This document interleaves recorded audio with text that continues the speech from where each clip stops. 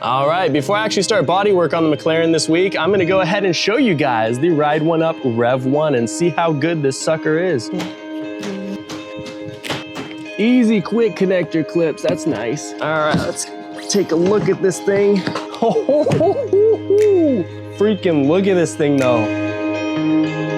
So as we set it up, let's talk specs on the REVV1 DRT. As for powertrain, it has a 1000 watt rear hub motor paired with a 35 amp controller and 52 volt 20 amp hour battery pack. This is the DRT version of the REVV1. It's basically the REVV1 with an off-road package on it, softer suspension, off-road tires, a few other changes, but they're basically the same bike overall, just designed for a different purpose. Assembly was easy enough, nothing to report here. I will note it does come with a front fender, but I didn't put it on just for appearance sake. And let me tell you, what a cool looking bike in person. I hope it comes across on camera too.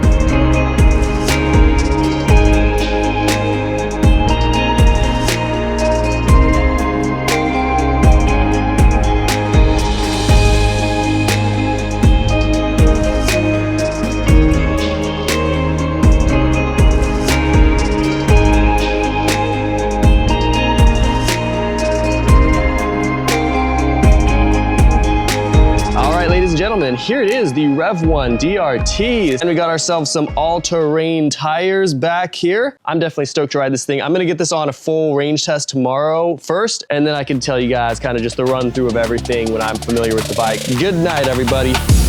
All right, time for the first ride, and first impressions were a lot to take in. The bike performs very differently than other e-bikes, not in a bad way. It's a big bike, but it's not super heavy, but it feels heavy. The wheels are heavy, so you can feel the inertia when you're at speed, and it makes it feel like a motorcycle, where it wants to stay upright when you let go of the bars, and you actually have to almost counter steer when you hit corners fast, just like a motorcycle. You know, this thing's a beast, but it also feels light like an e-bike at the same time. I guess you'd really just have to ride it to understand, I guess. So I hit the hill test, lost a few miles per hour up the hill, but nothing considerable, about what you'd expect. The most notable thing about riding this bike is the suspension. I'm not joking when I say you don't feel bumps. The suspension is tall, extremely soft, it's got big tires, heavy wheels, so it absorbs the bumps insanely well. It's easily the most comfortable e-bike I've ever ridden. Okay, just finished the REVV1 DRT range test, and survey says 26 miles on one charge. It was slowing down, it wasn't like dead, but by the time I called it, I was only getting like 18 miles per hour tops, and it was very sluggish. So I just called it there, 26 miles, 27 miles if I really killed it. But that's what you can expect from the REVV1 DRT. This is the off-road model of the REVV1, by the way, but I definitely had to just go ahead and test this thing out for like range on flat surface city driving, even though it's probably not like optimized for that terrain. It's obviously optimized for more like off-roading and stuff, but even so, this is probably the most comfortable e-bike I've ever ridden. Very, very soft suspension. Like pretty much bumps just don't apply to you on this thing. Okay, taking the REVV1 DRT out for a ride. This thing handles a lot like a motorcycle. This thing's massive. Like you guys can see how long this wheelbase is and just how big the freaking tires are. My goodness. This probably handles the most like a motorcycle out of, I'd say like the top 1 or 2 e-bikes that handle like a motorcycle. Obviously I've reviewed like the freaking Delfast 3.0, which is like a legit dirt bike. And I've also reviewed the CyberX. This thing is like a third of the price of those, and you get more of a motorcycle feel, and honestly it's so much more comfortable. It's hard to see on the bike, but this thing bounces, man. The suspension is so soft and smooth. I'm gonna see if I can find like a dirt patch or something in town here and just show you guys how well this thing does off-road. Like you cannot feel a single bump on this thing. I'm not even exaggerating at all. Like I go off curbs and stuff and barely even feel a big curb. It's insane, dude. It's gotta be one of the most capable off-road. I haven't used it off-road yet, but in my opinion, just how smooth and how good the suspension does and just how it's stanced and the tire size and suspension length and everything, guarantee you this is one of the best off-road bikes you can probably buy. And not even exaggerating either, it just feels really well built. We do have to do a top speed test real quick, but first I think I'm gonna shoot across the road here. There is definitely a dirt patch here. It looks like somebody even made like jumps. Oh no, they're just big old dirt piles. You guys can potentially see just how effed up this terrain is.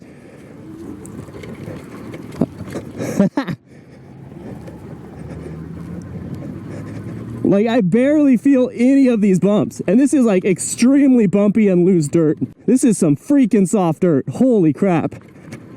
Wow. So it's like sand. This is basically sand. Wow. Probably not the best terrain to demonstrate that on, but wow. I can safely say this is the most comfortable e-bike I've ever reviewed. Just like as far as suspension. Incredible. All right, let's pull ourselves over for a top speed test on this thing. Top speed, baby, let's do it. Full throttle.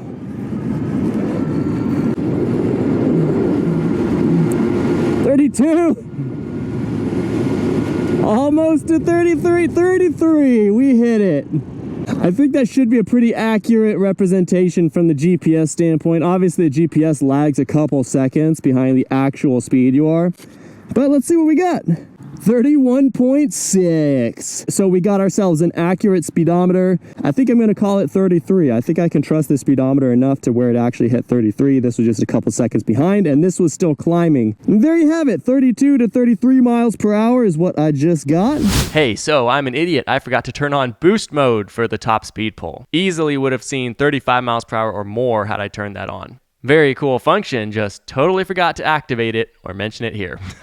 There you go, boost mode. Don't forget to turn it on. Really not bad. For the price, honestly, I don't think you could beat the overall just capability of this bike and build quality and look and everything. I mean, I would easily take this over the Delfast 3.0. The Delfast, honestly, was just way under spec for the price. This is getting like, you know, pretty similar specs for like a third of the price. Blast to ride, and honestly handles a lot like a motorcycle. But it's an actually legal e-bike and you don't have to register or insure this thing at all. Insane, dude. All right, let's get this thing out for a couple shots up and down the street as usual. See how this thing looks actually out on the road from a third person perspective. Right now, I will note that I did turn this on off-road mode, which is like the highest power mode that you have to go through the menus to do that. There you go. That's why we got like 33 miles per hour of top speed, because this thing's unlocked right now, unlimited.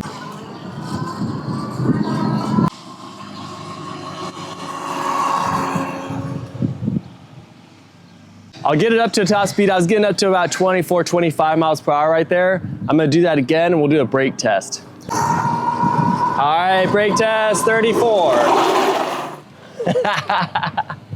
This thing stops so quick. I hope it's coming across, just like how capable this bike is. Check out the suspension travel. Like, this thing is insane. Take a look at those tires. Obviously, it was designed with off-road use in mind.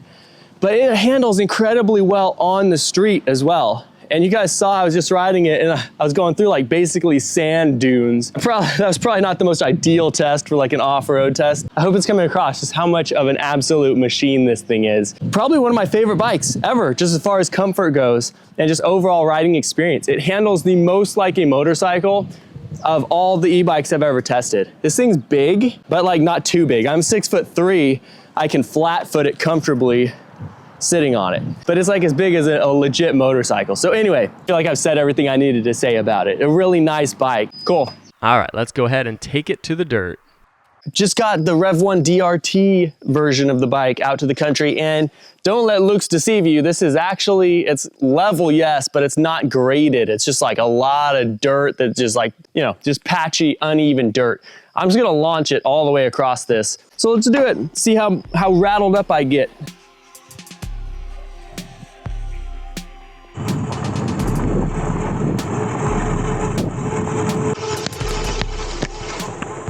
Not even at all. Run,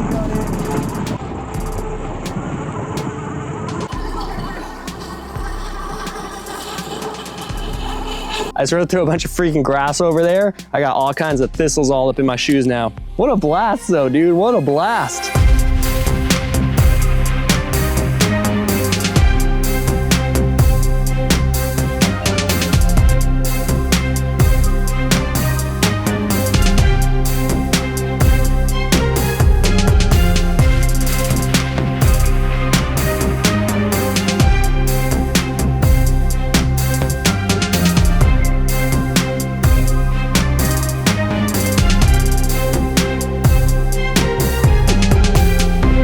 So this is the Ride1Up REVV1 with the off-road kit, basically, the dirt edition, the DRT. It's got like the off-road knobby tires that do a fantastic job. You don't lose traction on this thing ever. Freaking mash the brakes off-road and it just stops. It doesn't like slide out or anything. Overall thought on this, what it's designed for, this is the best one in its class. And I say this objectively. For $2,500, I don't think you're gonna find a bike as well built and as well spec'd and designed and everything for off-road use. I've already ridden the Himaway C5 and a couple other like dirt bike style bikes, but they're basically just like standard e-bikes with a motorcycle seat on them. This one's actually spec'd well for its intended purpose. It's not gonna be climbing up 45-degree slopes or anything, but this is designed for just rough terrain, mild hills, rough terrain. I know maybe on camera it doesn't really pick it up well, but there's so many holes and little divots and potholes. You could basically fly across this kind of terrain and it be completely comfortable.